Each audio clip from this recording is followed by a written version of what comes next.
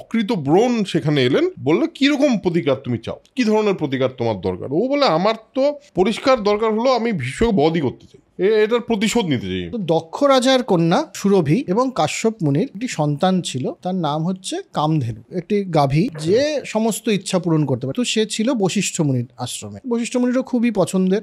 এদিকে অষ্টবসু সেই আশ্রমে বনে আর কি ঘোরাফেরা করছেন। তো সেই সময় একজন বসু তার স্ত্রী কামধেনুকে দেখে খুব তার ভালো লাগে। রাজা প্রদীপ গঙ্গা তীরে বসে জপ টপ করছিলেন, নিজের মনোমোহনের রূপ ধরে গঙ্গা জল থেকে উঠে এসে ডান উড়ুতে বসলেন। এবার শান্তনু তো বড় হয়ে উঠলেন এবং বেশ ভালো রাজা। তো একদিন সেও গঙ্গা তীরে গেলেন এবং গঙ্গা তার সাথে দেখা হলো, দুজনকে পছন্দ হলো এবং একটা বিবাহ মতো হলো। গঙ্গা তাকে একটা শর্ত দিলেন যে আমি বিবাহ তো করছি আপনাকে, কিন্তু আমার কোনো কাজের ব্যাপারে কোনো প্রশ্ন করা চলবে না, বারণ করা যাবে না। যদি এটা হয় তাহলে কিন্তু আমি ছেড়ে চলে যাব। তো তারপরে অবভিয়াসলি সত্যবতী বললেন যে আমার বাবা তো হচ্ছে ধীবর মানে ফিশারম্যান, তার সাথে আপনাকে কথা বলতে হবে, তার থেকে অনুমতি নিতে হবে। তো তোর থেকে অনুমতি নিতে গিয়ে তখন এই যে ফিশারম্যান যে উনি বললেন যে নিশ্চয়ই বিয়ে করতে পারেন, একটা শর্ত আছে, এখানে একটা স্বয়ম্বর সভা হচ্ছে, বিচিত্রবীর্যকে নয়, ভীষ্ম আপনি যান, তুমি গিয়ে করো। তো ভীষ্ম বললেন হ্যাঁ এক্ষুনি যাচ্ছি। ভীষ্ম গেলেন কাশীরাজের এখানে। ভীষ্ম কোনো টেস্ট ফেস দিলেন না, সোজা অম্বালিকাকে নিজের রথে তুলে নিলেন।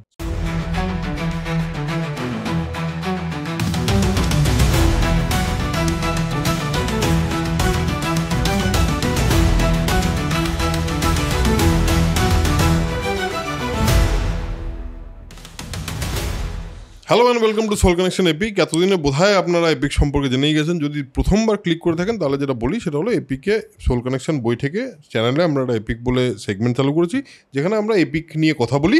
তো প্রাথমিকভাবে যেই এপিকটা আমরা ধরেছি সেটার নাম মহাভারত। সবচেয়ে বড় একটা মহাকাব্য, সেটাকে আমরা ধরেছি। আমি আর প্রেমাশিস সেই নিয়ে কথা বলছি। আমরা 2-3টে বইকে রেফার করছি, সেই রেফারেন্স বইগুলোর দেওয়া থাকবে। এবার মহাভারত এমন একটা ভাস্ট সাবজেক্ট যেটাকে আমরা অনেকটা যতটা সম্ভব সিম্পলিফাই করে গল্পের ছলে বলার চেষ্টা করছি। একটা জিনিস বলে দিই, সেটা হলো আমাদের চ্যানেলে মেম্বারশিপ আমরা চালু করেছি এবং সেই মেম্বারশিপটা যদি আপনারা নেন তাহলে সত্যি আমাদের পক্ষে এই পুরো ইনিশিয়েটিভটা চালিয়ে যাওয়ার পক্ষে একটা বড় সাপোর্ট হয়। আপনারা অলরেডি আমাদেরকে যথেষ্ট সাপোর্ট করেছেন বৈঠকের ক্ষেত্রে সুপার থ্যাঙ্কস দিয়ে। যদি আপনাদের কোথাও ভালো লেগে থাকে তাহলে ওই সুপার থ্যাঙ্কস বাটনটাতেও ক্লিক করতে পারেন, তাতে আমাদের একটু সুবিধা হয়। তো আজকে আমরা ঢুকি আবার গল্পে। তার আগে এর আগে অবধি আমরা কি বলেছি একটু ছোট্ট করে বলে দিই। আমরা সত্যবতীর জন্মবৃত্তান্ত বলেছি, দুষ্মন্ত শকুন্তলার কথা বলেছি এবং দুষ্মন্ত শকুন্তলার গল্পটা বলেছি। যদি না দেখে থাকেন তাহলে প্রিভিয়াস এপিসোডে অবশ্যই দেখবেন।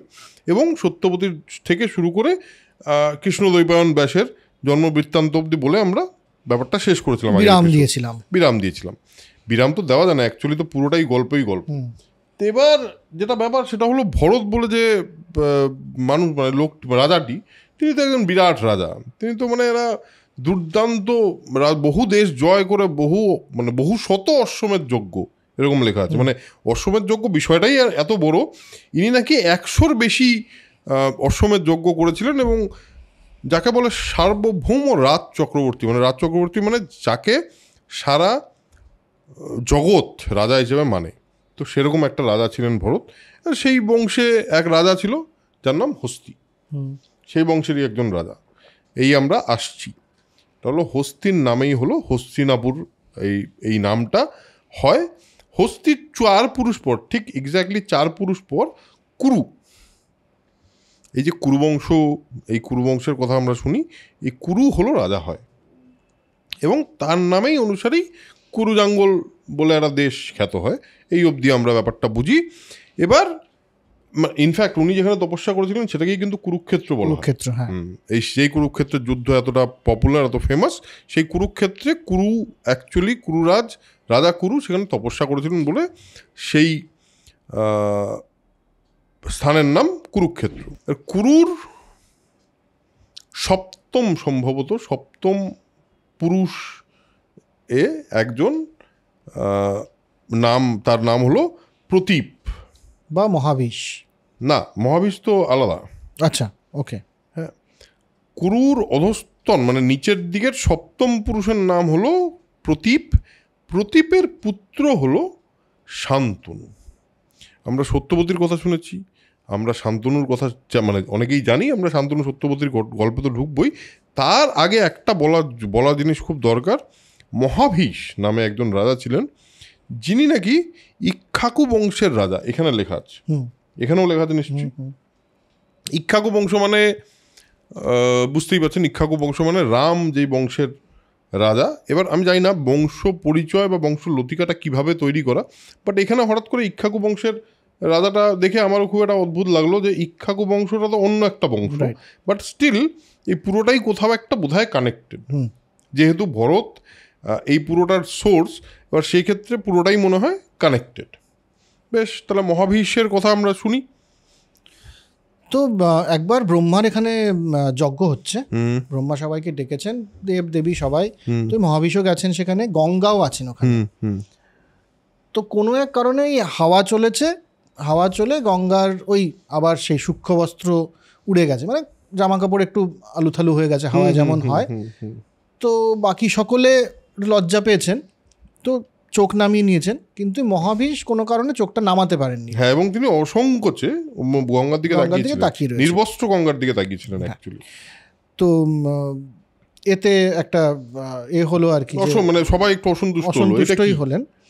তখন ব্রহ্মাই বোধহয় ব্রহ্মা সাপ দিলেন যে তুমি প্রতীপ রাজার পুত্র হবে, শান্তনু নাম, মানে হ্যাঁ শান্তনু বলে নাম হবে, প্রতীপ রাজার পুত্র হবে তুমি, শান্তনু, সেই নামে তোমাকে মর্তলোকে জন্মগ্রহণ করতে হবে। তো ঠিক আছে, এটা হয়ে গেল, এবং এবার গঙ্গা ফিরছেন। হ্যাঁ, এবং এই মর্তলোকে যাওয়াটা কেন ওর কাছে সাপ, তার কারণ হলো উনি অনেক তপস্যা করে তারপর কিন্তু স্বর্গে গিয়ে পৌঁছেছিলেন। সেইখানে ওই ব্যাপারটা ঘটাতে এই ব্যাপার আবার ও মর্তলোকে, ওকে আবার জীবন বাঁচতে হবে, এই সাপ পান। এবার গঙ্গা ফিরছিলেন, তখন তার সাথে দেখা হলো অষ্টবসুর দেখা হলো, তারা স্বর্গ থেকে নেমে আসছেন মর্তে। তো গঙ্গা বললেন, কি ব্যাপার, তোমরা নেমে আসছো, তোমাদের তো ওখানেই থাকার কথা। তো তারা বললেন, না, আমরা শাপ পেয়েছি বশিষ্ঠ মুনির কাছ থেকে যে আমরা নরজনিতে জন্মাবো। হ্যাঁ, মানে বেসিক্যালি আমরা আবার মানুষ হয়ে আমাদেরকে জন্মগ্রহণ করতে হবে। তো এই জন্য আমাদেরকে এবার বলে যে আমাদের অষ্টবসুর সঙ্গে দেখা হয়, অষ্টবসু দেখে মানে অষ্টবসুর সঙ্গে দেখা হওয়ার পর অষ্টবসু বলে যে তোমরা এখানে কি করছো, তোমাদের তো স্বর্গে থাকার কথা। বলে আমাদের তো অভিশাপে, বশিষ্ঠ মুনির অভিশাপে আমাদের নরজনিতে হতে হবে, কিন্তু ঘটনা হলো আমরা মানুষের জনিতে মানুষের গর্ভে জন্মগ্রহণ করতে চাই না। আপনি তো গঙ্গা, আপনি তো একজন এত বড় মহিষী, তো আপনি আমাদের যদি একটুখানি গর্ভে ধারণ করেন তাহলে সেটা কিন্তু দারুণ হবে। এবার গঙ্গা বললেন, ঠিক আছে, সেটা তো হতেই পারে। হ্যাঁ, এবং তারপরে তারাও বললেন যে আমরা আপনার গর্ভে জন্মগ্রহণ করব, এবং তারপরে আপনি আমাদেরকে মেরে ফেলবেন বেসিক্যালি। হ্যাঁ, এবং সঙ্গে সঙ্গে মেরে ফেলবেন, যাতে আমাদের সাপ মুক্তি হয়, আমাদেরকে মেরে ফেলবেন। হ্যাঁ, এবং বলে যে প্রতীপের পুত্র শান্তনু সেই কিন্তু আমাদের বাবা হবেন, মানে অবভিয়াসলি তারা ভবিষ্যৎ দ্রষ্টা, অষ্টবসু বলে কথা। হ্যাঁ, তো তখন গঙ্গা বলেন যে সে ঠিক আছে, আমি রাজি, কিন্তু তোমরা 8 জন জন্মগ্রহণ করবে, আমার সব সন্তানকে আমি মেরে ফেলবো, এটা তো কেমন লাগছে, অন্তত একজনকে আমার কাছে থাকতে দাও। হ্যাঁ, না হলে শান্তনুর সঙ্গে আমার এই যে এতটা সময় ধরে আমি এতজন হবে, সেটা তো ব্যর্থ হবে। তো তখন তারা বললেন যে আচ্ছা ঠিক আছে, আমাদের সবারই 8 ভাগের 1 ভাগ নিয়ে একজন যে শেষ জন্মগ্রহণ করবে তাকে আপনি রাখতে পারেন এবং তাকে বড় করে তুলবেন। রাইট, কে আমরা এটাতে পরে আসছি। তো প্রশ্ন হচ্ছে যে অষ্টবসু এই সাপটা পেলেন কেন? হ্যাঁ, এখানেই বলে দেওয়া ভালো, কারণ আছে পরে, কিন্তু আমরা এখানেই বলে দিচ্ছি। তো দক্ষ রাজার কন্যা সুরভি একদম এবং কাশ্যপ মুনির একটি সন্তান ছিল, তার নাম হচ্ছে কামধেনু, মানে একটি গাভী যে সমস্ত ইচ্ছা পূরণ করতে পারে। কামধেনুর নাম আপনারা মোটামুটি সবাই শুনেছেন। তো এই কামধেনু ছিল, জন্মগ্রহণ তো করেছে এইভাবে, কিন্তু সে ছিল বশিষ্ঠ মুনির আশ্রমে। বশিষ্ঠ মুনিরও খুবই পছন্দের। এদিকে অষ্টবসু সেই আশ্রমে, মানে সেই বনে আর কি ঘোরাফেরা করছেন। তো সেই সময় একজন বসু তার স্ত্রী কামধেনুকে দেখে খুব তার ভালো লাগে, বলে যে আমার এক বান্ধবী আছে জিতবতী বলে, তাকে এইটা আমি উপহার দিতে পারি। জিনাবতী, এখানে জিতবতী লেখা আছে। আচ্ছা ঠিক আছে। জিনাবতী লেখা আছে ওখানে? জিনাবতী লেখা আছে। ঠিক আছে, দুটো বইয়ের দুটো নাম লেখা আছে, আমার মনে হয় দুটোই কোনো মানে নামান্তর। হ্যাঁ, জিনাবতী বা জিতবতী বলে সেই বান্ধবীর আমাদের খুব পছন্দ হবে, এবং সে এই গাভীর দুধ টুধ খেয়ে সে একেবারে সাংঘাতিক ভালো লাগবে, তো প্লিজ এই গাভীটা আমাদেরকে দেয়া হোক, মানে নিয়ে এসো আমার জন্য। তো দুও স্ত্রীকে খুশি করার জন্যে তার বড় ভাই পৃথু তাকে বললেন যে চলো আমরা এই গাভীটা নিয়ে যাই আমাদের জন্য। তো তারা 8 ভাই মিলে গাভীটাকে নিয়ে গেল। একদম। তো সন্ধেবেলায় তো কামধেনু ফেরেনি, বশিষ্ঠ দেখলেন কামধেনু ফিরছে না। তখন সে দেখলো যে কি ব্যাপার, তো সে তার দিব্য দৃষ্টিতে অবভিয়াসলি দেখলো যে এই অষ্টবসু চুরি করে নিয়েছে।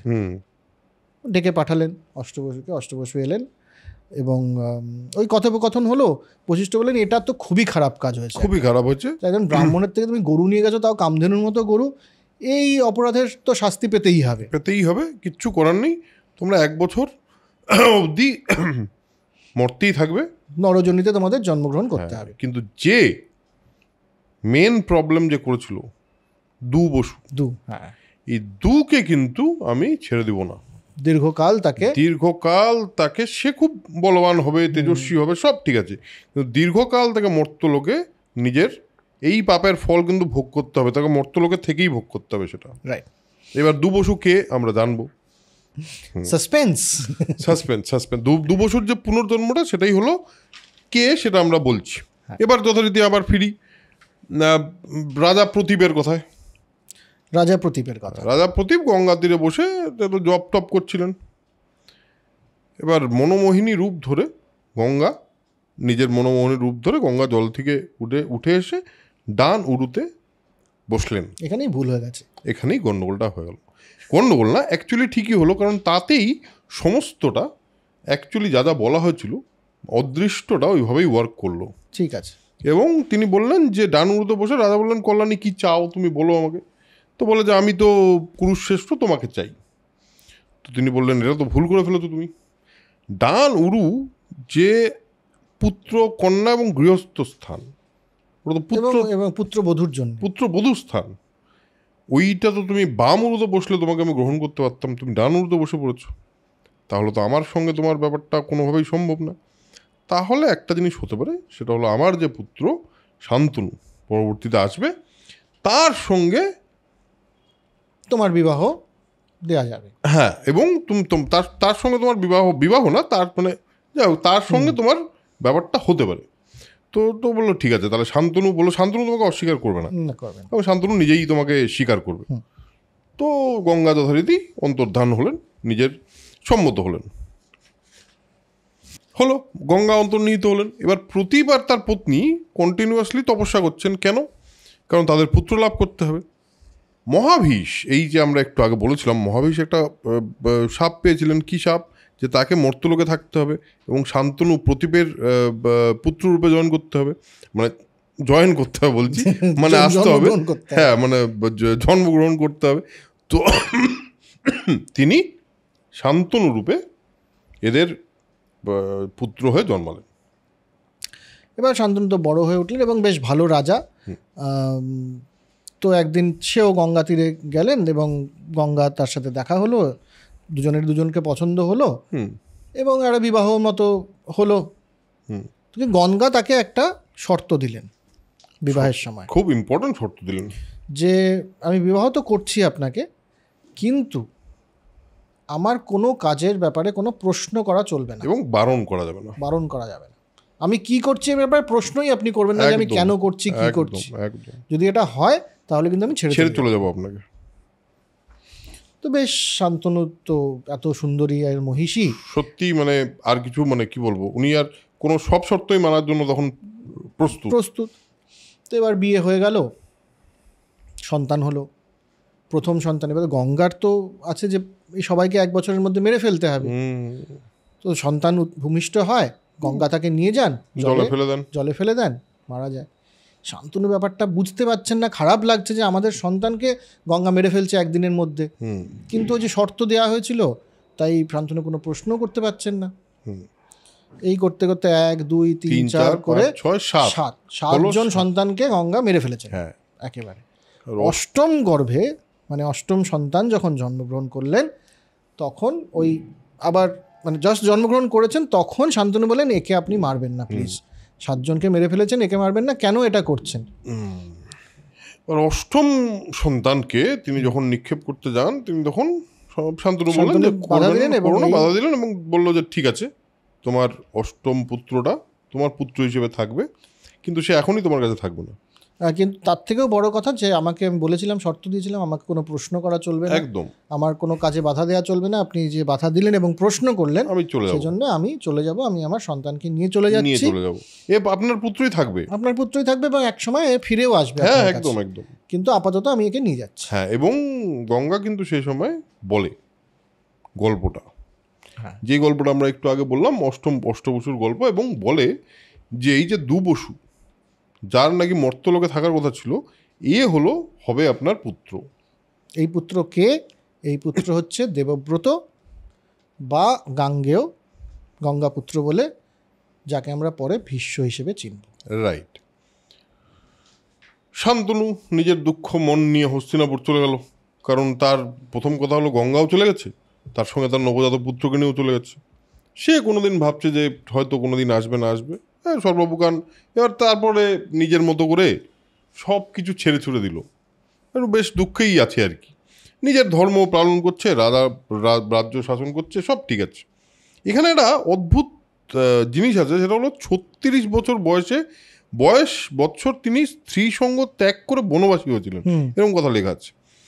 একদিন তিনি মৃগের পেছনে অনুসরণ করে গঙ্গা তীরে এসে দেখলেন এক অদ্ভুত সুন্দর পুত্র মানে পুরুষ, দেখে বলছে, এবং সেখানে দেখছে এই ছেলেটা গঙ্গাকে বান দিয়ে আটকে দিয়েছে। এটা আপনারা সিরিয়ালে হয়তো অনেকে দেখেছেন, আমাদের যে ক্যামেরার পেছনে যে আছে ও সিরিয়াল দেখে, ওই জন্য ওকে বললাম ডিরেক্টলি। তো না, অ্যাকচুয়ালি গঙ্গাকে আটকে দিয়েছে। ও ভাবে এইটা কী রে ভাই, মানে গঙ্গাকে আটকে দিতে পারে এ কে, মানে তো বিরাট ব্যাপার। তখন ওর না একটু মনে হলো, কিন্তু হঠাৎ করে দেখে ছেলেটা নেই।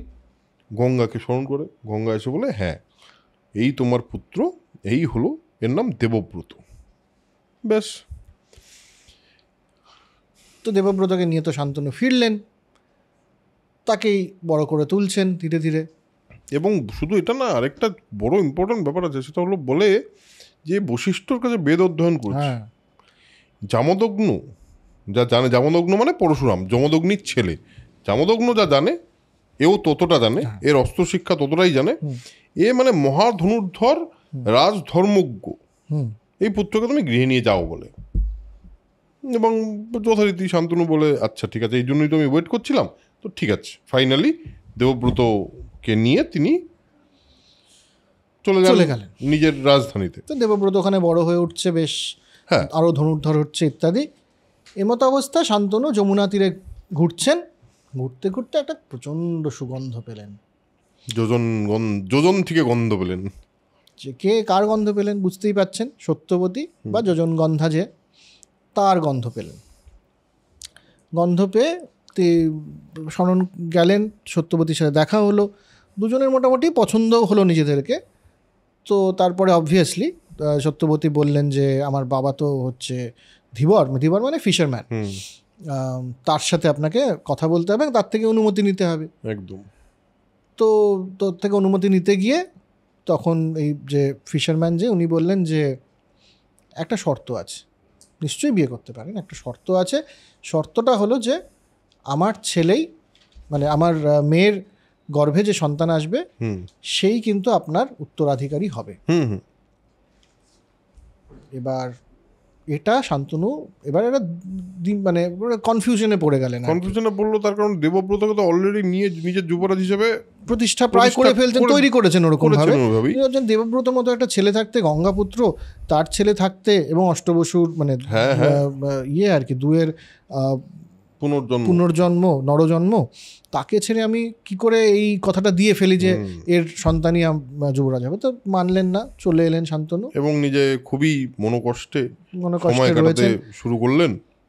রাইট। তো বেশ কিছুদিন পরে ভীষ্ম দেখছেন যে যতই হচ্ছে আমার বাবা খুব দুঃখেই রয়েছেন আর কি, এবং কিছুতেই বলছেন না কি হচ্ছে। তখনও তার নাম ভীষ্ম হয়নি, তখন তার নাম দেবব্রত। দেবব্রত তখন বলছে হচ্ছে না, তো গিয়ে জিজ্ঞেস করলেন বাবাকে যে কি হয়েছে। বাবা কিন্তু বললেন না, বাবা কিন্তু কিচ্ছু বললেন না। বাবা বললেন, ও বলতো কিছু ব্যাপার না, ঠিক আছে ঠিক আছে হয়ে যাবে। তখন দেবব্রত বুঝলেন যে না, এই ব্যাপারটা তো এরকম কিছু তো একটা আছে যেটা আমাকে সলভ করতে হবে, কারণ বাবার প্রতি তার ভালোবাসা থেকে। বাকি অন্যান্য আমত্তদের বা যাদের মানে ওই মানে কর্মচারীদের, রাজার আশেপাশের লোকজনদের জিজ্ঞেস করেন কী ব্যাপার। তারা বলেন যে এরকম একটা ব্যাপার কিন্তু হয়েছে তোমার বাবার সঙ্গে, আমাদের মনে হচ্ছে যে সেটাই কিন্তু আসল কারণ। এবার দেবব্রত বলে না, এইটা তো হতে দেওয়া যায় না, আমি গিয়ে দেখি একবার।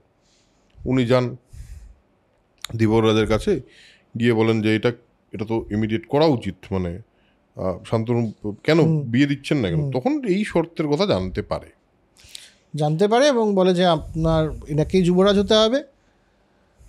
তো প্রথমে তো দেবব্রত বলেন ঠিক আছে, আপনার কন্যার গর্ভে যে সন্তান আসবে সেই রাজা হবে।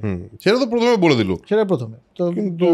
তো ধীবর বললেন যে হ্যাঁ সে ঠিক আছে, খুব ভালো কথা, আপনি যে এত বড় ত্যাগ স্বীকার করলেন, তবে এমনও তো হতে পারে যে ভবিষ্যতে আপনার সন্তানরা আবার ক্লেম করলো, তো কাজে নিশ্চিন্ত তো হওয়া যাচ্ছে না।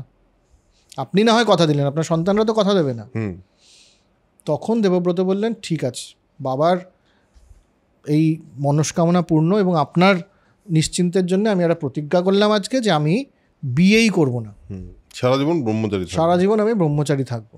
রাজ্য তো আগেই ত্যাগ করেছি, এটাও বলে দিলাম যে আমি কোনদিন বিয়ে করবো না, ব্রহ্মচর্য পালন করব, আমার কোনদিন কোনো পুত্র সন্তান পুত্র হবেই না, হ্যাঁ বিয়েই করবো না আর কি।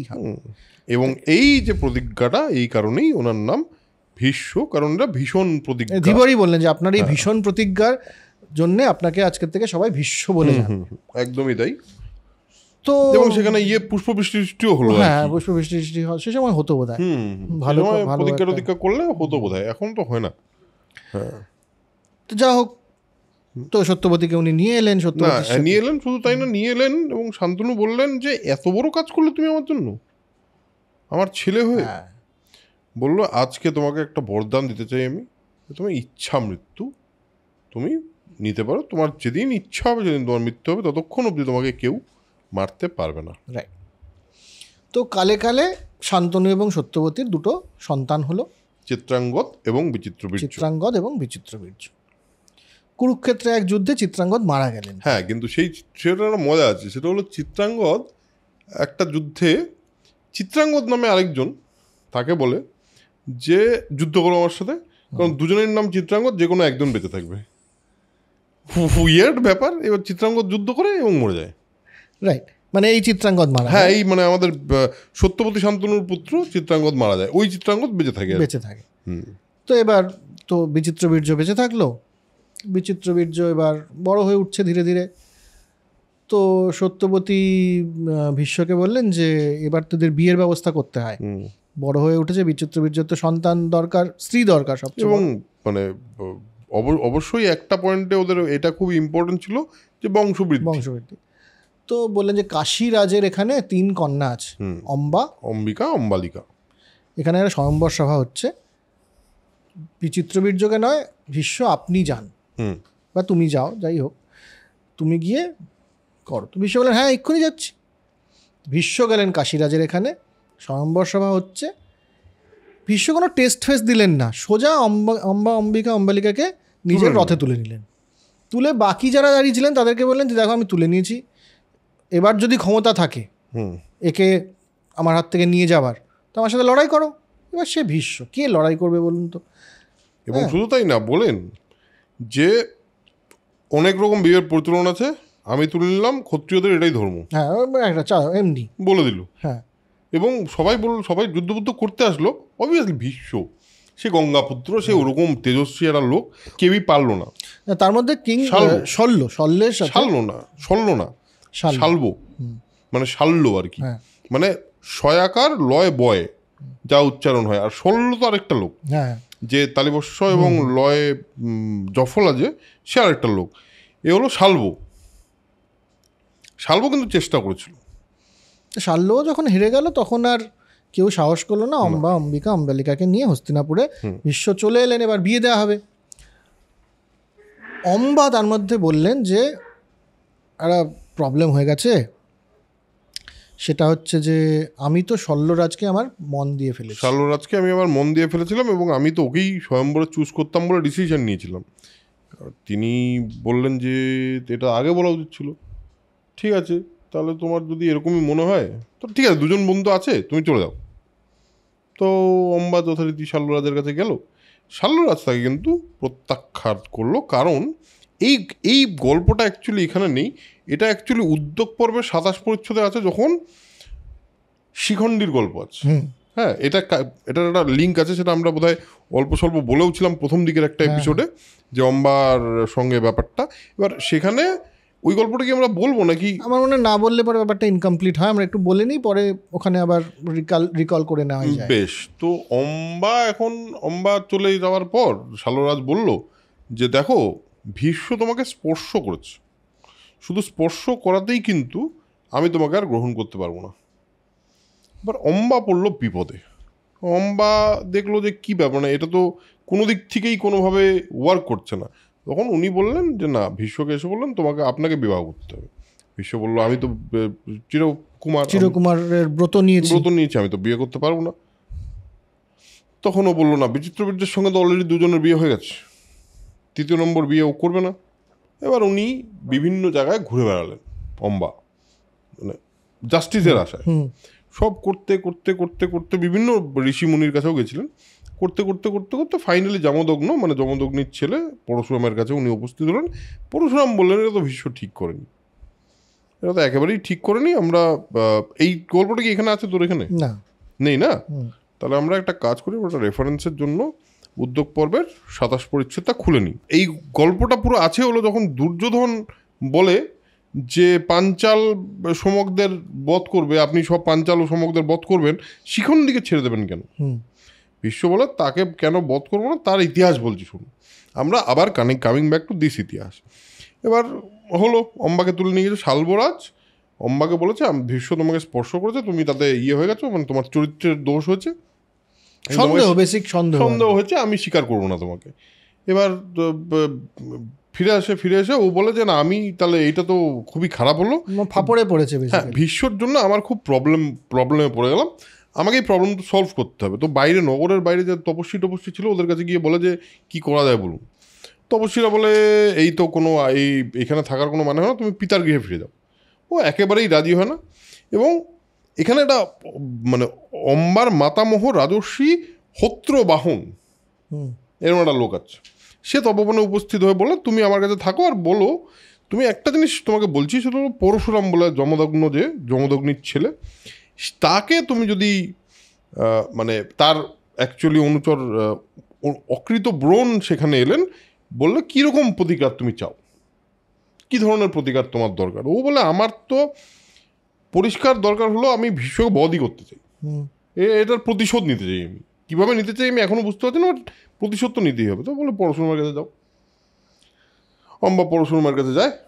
পরশুরাম বলে আচ্ছা কী হয়েছে ব্যাপারটা শুনি, ডিটেলে বলে ও এটা তো তাহলে আমার তো মানে আমার তো শিষ্য, ওকে ডেকে আমি বলছি ও তোমায় বিয়ে করে নেবে। আচ্ছা, বলে যে আচ্ছা আপনি ডাকুন। কিন্তু ও যখন বলে, তখন বলে প্রথমে বলে ও আমার আজ্ঞা মানবে, ভীষ্মকে সংবাদ পাঠাবো আমার আজ্ঞা মানবে, মানে এখানে লিখাও আছে অর্থাৎ তোমাকে বিয়ে করবে। আর যদি তা নাই হয় তাহলে আমি শাল্যকে বলবো, তোমার প্রবলেমটা সলভ করা আমার দায়িত্ব। বেশ, ঠিক আছে। ভীষ্মকে ডেকে পাঠিয়ে বলে এবার তুমি বলো কি করা যায়, এরম তো করেছো, একটা মেয়ের জীবন নিয়ে তো তুমি ছিনিমিনি খেলেছো, এবার কি করা যায়। গেছে, বললো ভগবান আমি তো মানে করতে পারিনি, আমি একে বিয়ে দিতে পারিনি আমার ভাই বিচিত্রবীর্যের সঙ্গে, কারণ এ তো আগেই শাল্যের প্রতি অনুগ্রহ ছিল, আর আমি তো চিরকুমার, আমি তো বিয়ে করতে পারবো না। পরশুরাম বলে না এইটা তো ঠিক হচ্ছে না, জাস্টিস তো হচ্ছে না, বলে আমার সঙ্গে যুদ্ধ করো। আচ্ছা, আমার সঙ্গে যুদ্ধ হবে তোমার।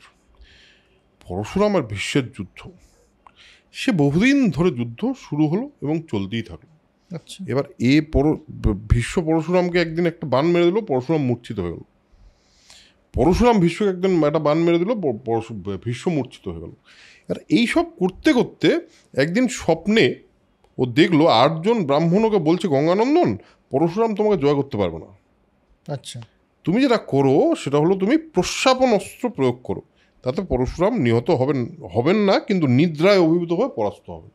আচ্ছা, ঠিক আছে, মানে সারা জীবনের জন্য ঘুমিয়ে মানে পড়বে আর কি। ঘুমিয়ে পড়বে অনেক দিনের জন্য এবং পরাস্তই হবে ঘুমিয়ে পড়লে। উনি মোটামুটি সব রেডি ফেডি করে প্রস্যাপন জাস্ট নিক্ষেপ করতে যাচ্ছেন, নারদ এসে বলে এটা করো না, এটা ঠিক হবে না ব্যাপারটা করাটা। তো ভীষ্ম বিরত হন, না না ঠিক আছে। নারদ বলছে যে ইনি মানে এটা করা যাবে না। এদিকে পরশুরামকে ওর পিতৃগণ যারা ছিল আর কি, মানে পিতৃগণ বলতে এখানে বলা হয় পূর্বপুরুষদের আত্মা আর কি, তারা এসে বলে শোনো এই হলো মহাযশা বসু, মানে দু বসু, একেও জয় করা কিন্তু যাবে না। তো দেখা যাচ্ছে ব্যাপারটা যে ব্যাপারটা কিছুতেই সলভ হচ্ছে না, মাঝখানে পড়ে আছে অম্বা, এদের তো দুজনের যুদ্ধ হয়ে যাচ্ছে। এবার অম্বা পড়েছে মাঝখানে ফাপড়ে, বলছে যে আরে আপনারা যুদ্ধ করছেন, আমার ব্যাপারটা কি হবে? ইগোর লড়াই চলছে দুজনের মধ্যে, অথচ অম্বার প্রবলেম সলভ হচ্ছে। ফাইনালি এসে বলছে দুজন হাত মিলিয়ে দেখো আমরা দুজন বীর, আমরা কিছু করতে পারবো না একে অপরের। খুব তুষ্ট হয়েছি তোমার। পরশুরাম বলছে আমি তোমাকে শিক্ষা দিয়েছিলাম, আমি খুব তুষ্ট হয়েছি। আর অম্বা বলছে আমার কি হবে? বলছে ঠিক আছে আমি ভীষ্মকে জয় করতে পারবো না, ভীষ্ম যথেষ্ট বীর, তুমি ভীষ্মের শরণ নাও। বলে শরণ নেবো মানে? বলে এছাড়া আমার কাছে কোনো উপায় নেই। অম্বা বলছে না এইটা তো করা যাবে না, এবার আমাকে তাহলে তপস্যা করতে হবে। সে এক গুহায় গিয়ে তপস্যা করা শুরু করে। তপস্যায় তো কিছু একটা পয়েন্টের পর কিছু ভগবান আছে বলে কি চাও, চলো স্বর্গে নিয়ে যাবে। স্বর্গ আমার চাই না, আমার চাই প্রতিশোধ। কি করে প্রতিশোধ? এবার মহাদেব ফাইনালি বেশ কিছু স্টেজ পার করে মহাদেব অবধি ব্যাপারটা পৌঁছায়। সেইখানে মহাদেব ওকে এসে বলে ঠিক আছে তুমি যখন বলছো তাহলে তোমার মানে তোমাকে পুরুষ না নারী এরকম একটা জায়গা তোমাকে আমি ক্রিয়েট করে দিতে পারবো, তুমি জন্মাবে নারী হিসেবেই, কিন্তু যেদিন ভীষ্ম মারা যাবে সেদিন একদিনের জন্য তুমি পুরুষ হবে। আর বললো একটা কথা, অম্বা খুব একটা ইম্পর্ট্যান্ট কথা বললো যে আমি তো এই মুহূর্তে না পুরুষ না নারী, কারণ আমার নারীত্ব কেউ স্বীকারই করলো না, আমাকে শাল্যরাজ বিয়ে করলো না, আমাকে ভীষ্মও কোনোভাবে অ্যাকসেপ্ট করলো না, আমি এতদিন এত কিছু ঘোরার পরেও আমাকে তো নারী হিসেবে কেউ অ্যাকসেপ্ট করলো না। যেরকমভাবে শকুন্তলার গল্পে আমরা দেখেছি যে পুরুষ নারী ছাড়া অসম্পূর্ণ, এখানে তো নারীও পুরুষ ছাড়া অসম্পূর্ণ সেই সময়কার, তাই বলবার বলা হয়েছে। তো বলছে আমি নারীও না পুরুষও না, তো এরকম একটা অবস্থা আমি কি করব? আমার ভীষ্মকে বধ করার ইচ্ছা রাখি আমি। মহাদেব বললো ঠিক আছে অন্য একটা দেহে তুমি পুরুষত্ব পাবে, সেই দেহে থেকে তুমি ভীষ্মকে বধ করবে এবং সেটা তোমার মনেও থাকবে। এইখানে এর পরে আমরা ফাইনালি যখন উদ্যোগ পর্বে যাব তখন আরও ডিটেলে বলবো দ্রুপদ কন্যা হিসাবে কি করে শিখণ্ডীর জন্ম হলো এবং অম্বা কীভাবে জন্মালো। আচ্ছা, তো এখানে আমরা একটা মোটামুটি অম্বিকা অম্বালিকার একটা গল্প আমরা একটা কমপ্লিশনের জায়গা পৌঁছলাম, যেখানে আমরা অ্যাকচুয়ালি উদ্যোগ পর্বের থেকে ব্যাপারটা এনে এখানে ফাইনালি একটা জায়গায় আসা গেল। বেশ, তো এবার আমরা আবার সেই সম্ভব পর্বেই থাকি। হ্যাঁ, এখন আদি পর্বেই থাকি। হ্যাঁ, যে অম্বিকা অম্বালিকার সাথে অবভিয়াসলি বিচিত্রবীর্যের বিয়ে হয়েছে, কিন্তু বিচিত্রবীর্য খুব মানে কামনা বাসনা এসবে এমন লিপ্ত হয়ে পড়লেন যে একটা সময় তার শরীর জরাগ্রস্ত হয়ে গেল, যক্ষা রোগ হয়ে এবং তিনি বেসিক্যালি আর কিছু মানে সন্তান উৎপাদনে অক্ষম হয়ে গেলেন, অক্ষম হয়ে গেলেন এবং মৃত্যু হলো। তো সত্যবতী ইত্যাদি খুব দুঃখে প্রথমত শ্রাদ্ধানুষ্ঠানের পরে সত্যবতী বললেন এবার কি ভীষ্মের সাথে মন্ত্রণা বললেন যে এবার কি করা যায়, মানে তুমি তো নিয়ে রেখেছো কি বলে তুমি তো পণ নিয়ে রেখেছো, তুমি বিয়ে করবে না, তোমার কোনো সন্তান সন্ততি হবে না। বিচিত্রবীর্যের উপরে আশা ছিল, বিচিত্রবীর্য মারা গেল, এবার শান্তনুর বংশ এগোবে কি করে? অথচ অম্বিকা অম্বালিকা তো রয়েছে, তারা তো এখনো সন্তান উৎপাদনে সক্ষম, আমি করিটা কি? ভীষ্মকে বলে যে তুমি তো একজন মানে তুমি সন্তান উৎপাদন করে দাও, কারণ অবভিয়াসলি তুমি একমাত্র শান্তনুর পুত্র, তাহলে তোমার দ্বারা সন্তান উৎপাদন হলে তো সেটা হতে পারে। কিন্তু ভীষ্ম তো ভীষ্ম তো অবভিয়াসলি বলবেই না, ওর ভীষ্ম প্রতিজ্ঞা বললো আমি যাই করতে পারি এই প্রতিজ্ঞা তো আমি রক্ষা করতে পারবো না, মানে প্রতিজ্ঞাটা নষ্ট করতে পারবো না, এতদিন ধরে এটাকে রক্ষা করে এসেছি, সেই অর্থে তো অম্বাবা আমাকে বলেছিল এক সময়, কিন্তু আমি কোনোভাবেই প্রতিজ্ঞা ভাঙতে পারবো না। তার বদলে ভীষ্ম কয়েকটা গল্প বললেন। এই গল্পগুলো ইম্পর্টেন্ট, বলো। একটা হচ্ছে যে জামদাগ্নি বললি, পরশুরামের বাবাকে কোনো এক ক্ষত্রিয় রাজা মেরে ফেলেছিল বলে পরশুরাম সাংঘাতিক রুষ্ট হয়ে পুরো ক্ষত্রিয় কুল নষ্ট করে ফেলেছে, 36 বার ক্ষত্রিয় কুল মানে শেষ করে ফেলেছে। ক্ষত্রিয় কুল তাহলে রক্ষা হলো কি করে? ক্ষত্রিয় কুলের রক্ষা হলো ব্রাহ্মণদের দ্বারা, মানে ব্রাহ্মণদের সাথে ক্ষত্রিয় মহিলারা মিলিত হয়ে সন্তান উৎপাদন করলেন এবং সেই সন্তান এগোলো, তাই ক্ষত্রিয় বংশ রক্ষা করলো। এবার প্রশ্ন উঠছে যে সন্তান তো ব্রাহ্মণ আর ক্ষত্রিয়র হল, তারপরে কি করে হয় ব্যাপারটা? এখানে বললেন যে ভীষ্ম বললেন যে দেখুন ঘটনা হচ্ছে যে বায়োলজিক্যাল ফাদারটাই ফাদার নয়, সন্তান যে জন্মগ্রহণ করবে তার মায়ের সাথে যার বিবাহ হয়েছে সেই সন্তানটা তার। এই ক্ষেত্রে আমি শুধু একটা জিনিস অ্যাড করে দিই, সে আমার ধারণা, এটা আমার এক্সপ্লেনেশন বা আমার নিজেই আমার মনে হয়েছে মাথায় কোথাও, যে সেই সময় বিবাহটা খুব একটা সিরিয়াস বিষয় ছিল। মানে বিবাহ মানে দুজন আত্মার এমন একটা মিলন বা এমন একটা এক্সচেঞ্জ যেখানে স্ত্রী এবং স্বামীর মধ্যে একটা এমন দৈবিক বন্ড ক্রিয়েট হতো যে একে অপরের প্রতি মানে আত্মা দ্বারা তারা বেঁধে যেত, কনসেপচুয়ালি তাই। সেক্ষেত্রে এই ক্ষেত্রজ পুত্র আর কি, যাদেরকে ক্ষেত্রজ পুত্র বলা হয়েছে এখানে, যে ব্রাহ্মণদের দ্বারা যে পুত্র লাভ হবে, তার বাবা কিন্তু বললি বায়োলজিক্যাল ফাদারটা কিন্তু ইম্পর্টেন্ট না, বরঞ্চ মায়ের যার সঙ্গে বিবাহ হয়েছে সেই ইম্পর্টেন্ট। এবং সেই ক্ষেত্রে যদি দেখা যায় আমরা পরবর্তীতেও এই বিষয়ে কথা বলবো পাণ্ডবদের ব্যাপারে। হ্যাঁ, এটাই আসছে আর কি। আরেকটা গল্প ভীষ্ম বললেন যে উতাত্থ ঋষি ছিলেন, উতাত্থ ঋষির স্ত্রী মমতা এবং উতাত্থ ঋষির ভাই হচ্ছে বৃহস্পতি। তো মমতা যখন গর্ভবতী, হঠাৎ বৃহস্পতির তার সাথে মিলিত হওয়ার ইচ্ছে হলো। তো অবভিয়াসলি মমতা বললেন যে আমি এখন প্রেগনেন্ট, আমি গর্ভবতী, এই অবস্থায় তো এটা করা সম্ভব নয়, আর আপনি আমার ভাই, আমার স্বামীর ভাই, আপনার সাথে এভাবে মিলিত হওয়ার ব্যাপারটা ঠিক নয়। বৃহস্পতি কিন্তু জোর করেছিলেন সেখানে, যা মনে হচ্ছে মহাভারতের কথা শুনে জোর করলেন, এবং তার গর্ভস্থ শিশু বৃহস্পতিকে তিরস্কার করলেন, পা দিয়ে পদাঘাত করলেন। এতে বৃহস্পতি হলেন ক্ষুণ্ণ হয়ে সেই গর্ভস্থ শিশুকে অভিশাপ দিলেন যে তুমি অন্ধ হয়ে জন্মাবে। এই শিশুর নামই হলো দীর্ঘতমা। এই শিশুর নামই হচ্ছে দীর্ঘতমা। তো দীর্ঘতমা অন্ধ ছিলেন কিন্তু খুব বড় ঋষি ছিলেন।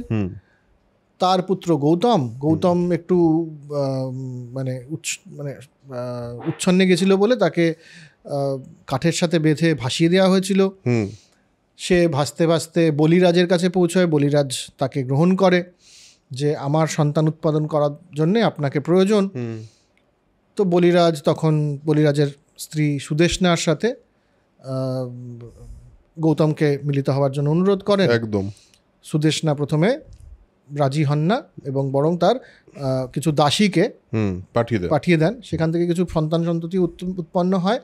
কিন্তু গৌতম বলেন যে এরা কিন্তু আপনার সন্তান বলে পরিগণিত হবে না, কারণ আপনার স্ত্রীর সাথে আমি মিলিত হই। তখন আবার সুদেষ্ণার সাথে কিন্তু মানে এখানে বলা হচ্ছে তিনি অঙ্গ স্পর্শ করেই হয়ে গেল।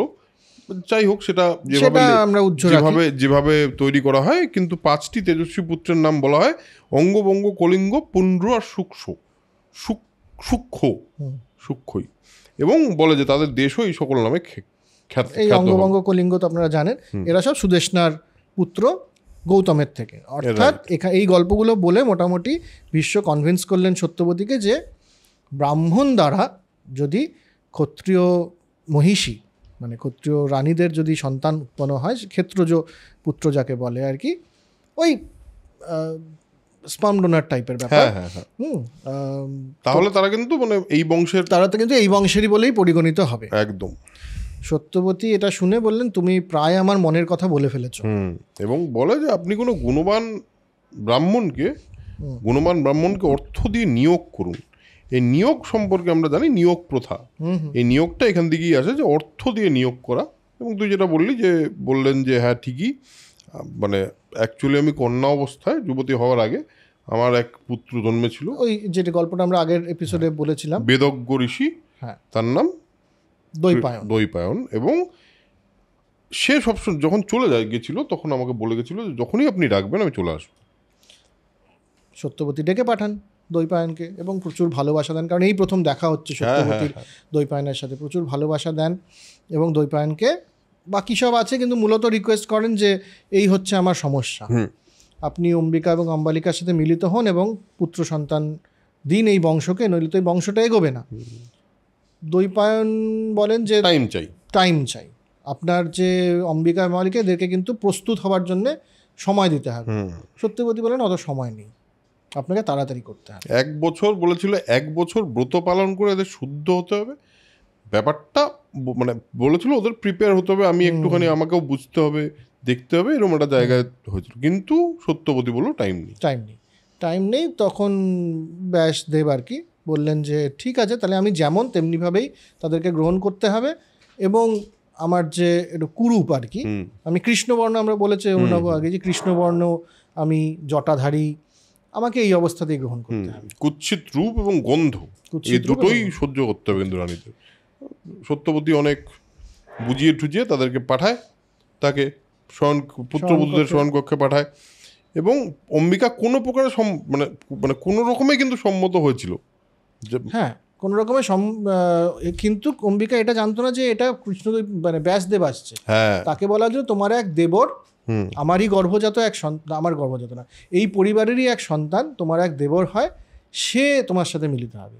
সে ভেবেছে হয় ভীষ্ম হবে বা অন্য কেউ বংশের হবে, কিন্তু দেখা গেল সে কৃষ্ণ দৈপায়ন, ওরকম একটা বিভৎস রূপ, গন্ধ, জটা টটা ইত্যাদি নিয়ে, তো সে ভয়ে চোখ বন্ধ করে মিলিত হওয়ার সময়।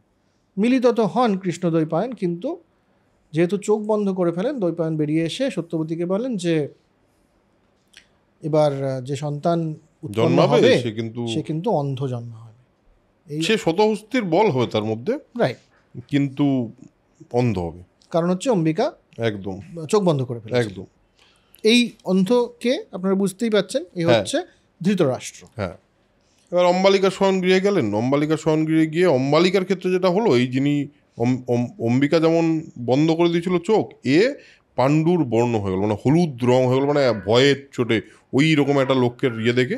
এবার যথারীতি উনি বললেন যে একটা অন্ধপুত্র আর একটা পাণ্ডু বর্ণ পুত্র হবে, যে একটু উইকার হবে, মানে কিন্তু ধনুর্ধর হবে ভালো। এবার সত্যবতী বললেন যে এ তো হলো, কিন্তু আমি আরেকটি সন্তান তাহলে চাই। এবং অম্বিকা আবার যখন ঋতুমতী হলেন প্রসবের পর, তখন অম্বিকাকে বললেন তুমি আরেকবার যাও। এবার অম্বিকা তো আগের বার ভয় পেয়েছে, এবার সেবার বললো না, ও না পাঠিয়ে এক অপূর্ব রূপবতী দাসীকে কৃষ্ণদেব সাজিয়ে গুছিয়ে ব্যাসের কাছে পাঠালেন। এই দাসীর সঙ্গে যে সন্তানের জন্ম হলো তাকেই আমরা জানি, এই দাসীর সঙ্গে কৃষ্ণদৈপায়ন মিলিত হলেন, এবং এই দাসীর থেকে যে সন্তানের জন্মগ্রহণ হলো তার নামে হলো বিদুর, এবং ধর্মজ্ঞ, এবং ধর্মজ্ঞই নয়, সে হচ্ছে ধর্মের অবতার, একদম ধর্মের অবতার হিসেবে বিদুর। এবং এই 3 সন্তানের মধ্যে সবচেয়ে বেশি গুণবান এবং বুদ্ধিমান সেই অর্থে কিন্তু বিদুরই, কারণ এই যে দাসী গিয়েছিলেন তিনি একমাত্র কৃষ্ণদৈপায়নকে সন্তুষ্ট করতে পেরেছিলেন। হ্যাঁ একদম।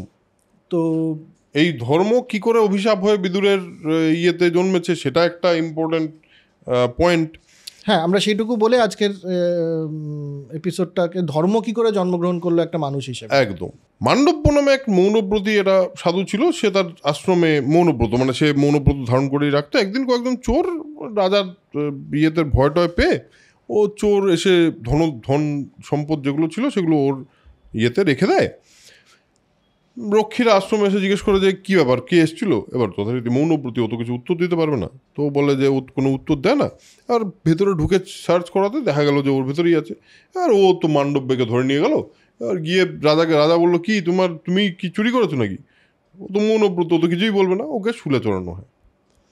এই যে শুলে চড়ানো হলো, কিন্তু মান্ডব্য তো মৌনব্রতী এতদিন ধরে তপস্যা করছে, শুলে চড়ানো হলো ওর কিছু আসে যায় না, ও হচ্ছে না, তো তপস্যার প্রভাবে সে জীবিত। অবশেষে রাজা তার পরিচয় পেল এবং ভাবে যে মারা যাচ্ছে না, এই তো বড় কিছু একটা হবে। তখন বললো যে না না, তাহলে আপনাকে শুল থেকে, এটা তো চিনতে পারিনি হ্যাঁ আপনাকে। চিনতে পারিনি আপনাকে, সরি, আপনাকে শুল থেকে না। কিন্তু মুশকিলটা হলো এই শুলের মানে একটা অগ্রভাগ তার পেছনে লেগে রইল। এবার সেটা নিয়েই তিনি নিজের মতো চলছেন এবং এই যে শুলের অগ্রভাগ, এটাকে বলা হয় অনি, এজন্য এনার নাম হলো অনিমান্ডব্য। এবার ধর্মের কাছে গিয়ে জিজ্ঞেস করছে, আচ্ছা ধর্ম, আমি তো এতদিনের ধর্ম পালন করলাম, এত কিছু করলাম, এত তপস্যা করলাম, কিন্তু অথচ আমার পেছনে এরকম একটা ইয়ে থেকে গেল শুলের, মানে কেন আমি এই শাস্তিটা পেলামই বা কেন? তখন বলে, আপনি কিন্তু ছোটবেলায় একটা পতঙ্গকে পেছনে তৃণ প্রবেশ করিয়েছিলেন, তাতে যে পাপটা আপনার হয়েছে সেই পাপের ফল আপনি পাচ্ছেন। বলে, আমি অজ্ঞানে একটা পাপ করলাম, তার আমি এত বড় শাস্তি পেলাম? আমি তোমাকে অভিশাপ দিচ্ছি যে তুমি মানুষ হয়ে জন্মাবে। এবং এ হলো বিদুর। হ্যাঁ, এবং তিনি আরেকটা কথা বললেন যে 14 বছর বয়স অবধি কোনো বালক যদি অজ্ঞানে কিছু ভুল করে, সেটা পাপ হিসাবে আর গণিত হবে না। জুভেনাইল ক্রাইম অ্যাকচুয়ালি এখনো তাই আছে, জুভেনাইল কোর্ট আলাদা। তো এই হলো বিদুরের জন্মবৃত্তান্ত, ধৃতরাষ্ট্র এবং পাণ্ডুর জন্মবৃত্তান্ত। আমরা অনেকটা জার্নি আমরা আজকে কমপ্লিট করতে পারলাম। যেহেতু এই গল্পগুলো অনেকের জানা, তাই আমরা একটু তাড়াতাড়ির মধ্যে গেলাম, কারণ ডিটেল হয়েছে পুরোটাই, আমরা কোনো কিছু মিস সেভাবে করিনি, কিন্তু একটু তাড়াতাড়ি অনেকগুলো গল্প বলে দিলাম পরপর। সত্যবতীর জন্মবৃত্তান্ত, তারপরে মহাবিশ, প্রতীপ, শান্তনু, গঙ্গাপুত্রের জন্ম, তারপর ভীষ্ম হয়ে ওঠা, সত্যবতীর সাথে শান্তনুর বিবাহ, বিচিত্রবীর্য, চিত্রাঙ্গদ, তারপর অম্বিকার গল্প, বিচিত্রবীর্যের মৃত্যু একদম, এবং কৃষ্ণদ্বৈপায়নের সাথে অম্বিকার মিলিত হওয়ার ফলে ধৃতরাষ্ট্র, পাণ্ডু এবং বিদুরের জন্ম। হ্যাঁ, এবং পরবর্তীতে এই তিনজন খুবই একটা ইম্পর্টেন্ট ক্যারেক্টার হতে চলেছে, মানে এদের জন্যই পুরোটা আমরা মনে হয় মহাভারতের মূল ঘটনায় ঢুকে পড়েছি। মূল ঘটনা তো সবটাই, কিন্তু যে গল্পটা বেশি পপুলার সেখানকার একেবারে দোরগোড়ায় আমরা দাঁড়িয়ে আছি। রাইট। তো এখান থেকে আমরা আজকে দোরগোড়ায় থাকি।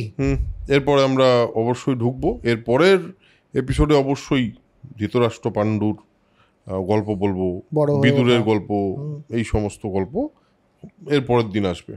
সো আজকের এপিসোড এখানেই শেষ করা যাক। আশা করি আপনাদের এপিসোডগুলো ভালো লাগছে। কীরকম লাগছে সেটা লিখে অবশ্যই জানাবেন, আমরা জানতে চাই আপনাদের কেমন লাগছে, আমরা যেভাবে অ্যাপ্রোচ করছি সেই অ্যাপ্রোচটা আপনাদের কেমন লাগছে সেটা অবশ্যই জানাবেন। থ্যাংক ইউ এত অবধি যতটুকু যা ভালোবাসা দিয়েছেন সেই ভালোবাসার জন্য। এখনও যদি পারেন কারোর সঙ্গে শেয়ার করবেন, যদি আপনাদের সত্যি এই গল্পগুলো ইন্টারেস্টিং লাগে। মহাভারতকে আমরা যেভাবে দেখার চেষ্টা করছি, ডকুমেন্টেশন করার চেষ্টা করছি, আমরা জানি অনেক দিন লাগবে, কিন্তু যদি সেটা ভালো লাগে তাহলে অবশ্যই অনুপ্রেরণা জোগাতে ভুলবেন না। সো আজকের মতো এপিসোড এখানেই শেষ করছি, পরের এপিসোডে আবার দেখা হচ্ছে। ততক্ষণে যেটা বলি সেটা হলো spread knowledge, spread positivity, because knowledge is power and positivity is everything. Tata.